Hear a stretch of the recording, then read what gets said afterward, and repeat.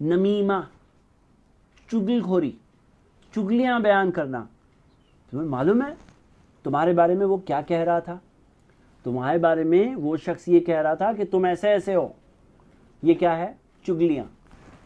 اور صحیح بخاری کی حدیث ہے، مرن نبی صلی اللہ علیہ وسلم بقبرین، نبی صلی اللہ علیہ وسلم دو قبروں کے پاس سے گزرے. فقال انہما لیعذبانی، کہا یہ دونوں کو عذاب دیا جا رہا ہے.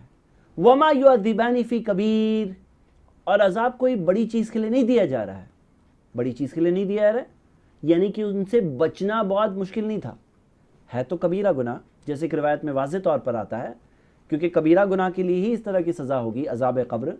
لیکن کیا ہے، بچنا بہت مشکل نہیں تھا. اما احدہما کان لا یستتیر من البول، ان دونوں میں سے ایک اپنے آپ کو پیشاب کے چھینٹوں سے نہیں بچاتا تھا. پیشاب کیا ہے؟ نجاست ہے. نجاست ہمارے جسم پر، ہمارے کپڑوں پر، لباس پر نہیں ہونا چاہیے. اب یہ کیا کرتا تھا، اس کے کپڑوں پر، اس کے جسم پر نجاست، پیشاب لگی رہتی تھی.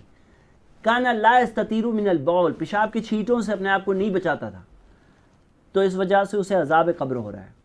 اور دوسرا کان یمشی بالنمیمہ، چگلیاں لے لے کر ایک جگہ سے دوسری جگہ جایا کرتا تھا، جھگڑے لگایا کرتا تھا. اب یہ کیا ہے؟ اسے عذاب قبر مل رہا ہے. ابن ماجہ کی ایک روایت میں ہمیں ملتا ہے، اما الاخر، دوسرا شخص، یعذب بالغیبہ، غیبت کی وجہ سے اسے عذاب دیا جا رہا ہے.